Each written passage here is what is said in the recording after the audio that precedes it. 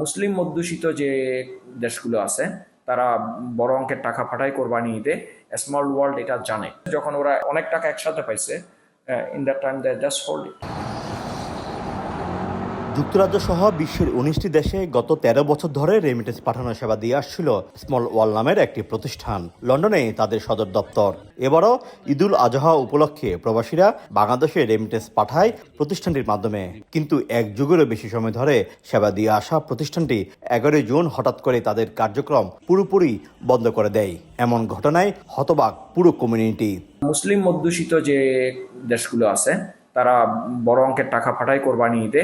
Small world এটা জানে, এই অপরচুনিটিটা জন্য তারা ওয়েট করতেছিল, যখন ওরা অনেক টাকা একসাথে পাইছে, in that time they just hold it. Master agent তারা বললো অসুবিধা নাই, আমরা আপনাদেরকে জানাচ্ছি কি হবে, কাস্টমারের কোনো সমস্যা নাই, ওয়ারি হওয়ার কিছু নাই, কাস্টমার টাকা কাস্টমার ফেরত পাবে। কিন্তু অদ্যবধি তারা সেরকম কোনো ফাইনাল জানায় নাই আমাদেরকে। অনলাইন মোবাইল অ্যাপস, নিজস্ব শাখা ও এজেন্টদের মাধ্যমে প্রতিষ্ঠানটির মাধ্যমে গ্রাহকরা তাদের অর্থ দেশে পাঠাতে পারতেন।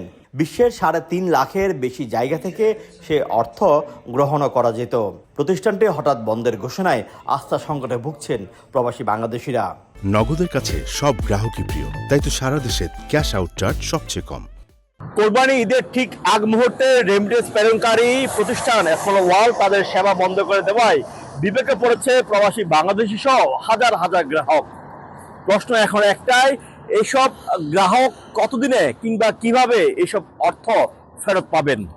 আমরাও এই প্রশ্ন রেখেছিলাম মাস্টার এজেন্ট কিংবা যারা এজেন্ট নিয়োগ করেছিল তাদের কাছে। অবশ্যই একটা প্যানিকের বিষয়, বাট আপনারা প্যানিক হবেন না, এখনো প্যানিকের হওয়ার এমন কিছু হয় নাই, কিন্তু এটা সত্যি দুঃখজনক যে এটা এমন একটা সময় হলো যে ঈদের সময় কি টাকা যেটা হোল্ড হয়েছে সেটা হচ্ছে মোস্টলি কাস্টমারের পয়সা, কাস্টমারের মানি যেটা বলি আমরা।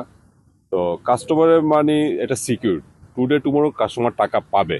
গত কয়েক বছরে বেশ কয়েকটি রেমিটেন্স প্রেরণকারী প্রতিষ্ঠান হঠাৎ করেই ব্যবসা বন্ধ করে দিলেও গ্রাহকদের অর্থ আর ফেরত পাওয়া যায়নি। শোয়েব কবির, সময় সংবাদ, লন্ডন।